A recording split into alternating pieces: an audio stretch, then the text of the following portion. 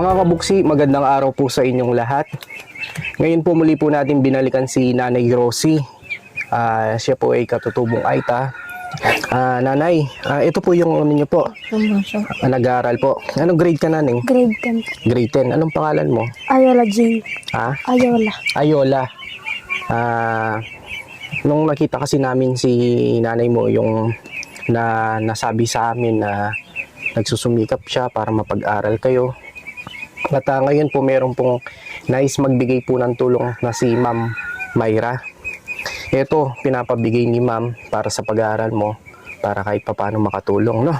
Ito, 1,500. 1,500. Yan, no?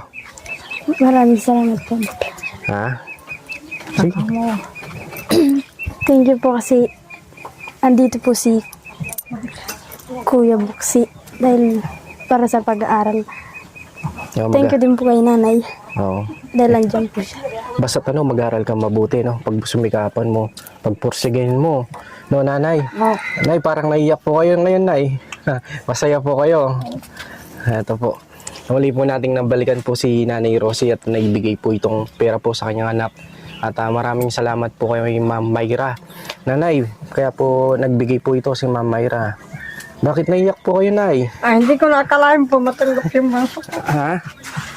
Hindi ko nakalain, walang tutulong sa akin. Huwag niyo pong ano yun. Ito po, may tutulong na po. No, mag-aral ka mabuti, no? At alam mo, ang tanging edukasyon lang yung makakatulong sa inyo. Kasi pag nakapag-aaral ka, nakatapos ka, matutulungan mo yung magulang mo, no? Mga kapatid mo. Yung perang yan, gamitin mo sa iyong pag-aaral para makabili ka mga pangangailangan mo. Bali grade 10. Mag-graduate ka na. Mag-11. Ipag-pray natin na sana mayroon pang makatulong po sa kanya, no, nanay? Basta magdasal lang lagi. At sana mapabilang po yung anak nyo.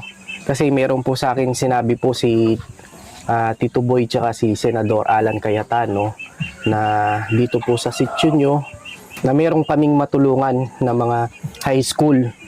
At binilang ko na po sila at hinihintay ko na lang po yung text po sa akin ng mga kasama po ni Senador Alan Cayetano.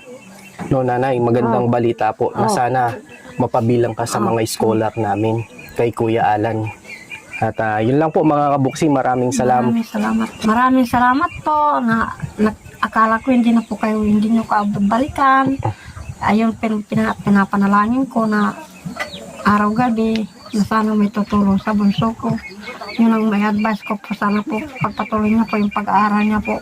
Para matulungan niya po ako kasi tatanda na po ako. Gusto niya talaga siya makatapos, nanay.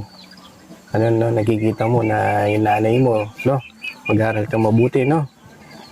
Anong gusto mong sabihin kay nanay mo? Thank you po kasi andito po siya para mag-suporta tumulong para sa akin sa pag-aaral. Nakita mo yung alam mo yung ginagawa ng nanay mo, yung pagsasakripisyo niya.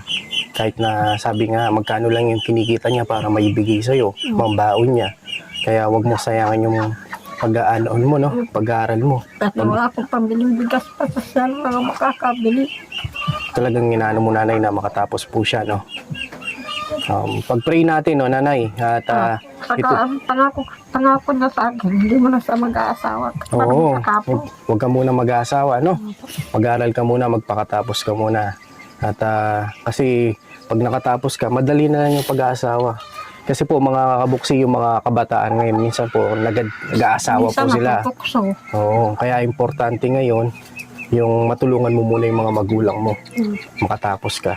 Yun lang po mga kabuksi. Maraming salamat po. At kay Ma'am Mayra, maraming salamat po. Naibigay ko na po yung tulong po na 1,500. No, nanay, alis na po kami, nanay, na. Bye-bye po. Bye-bye. Salamat.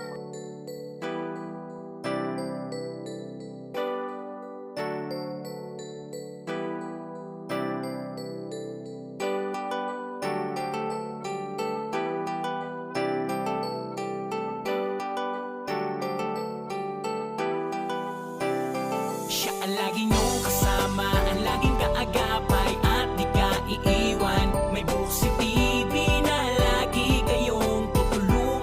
damay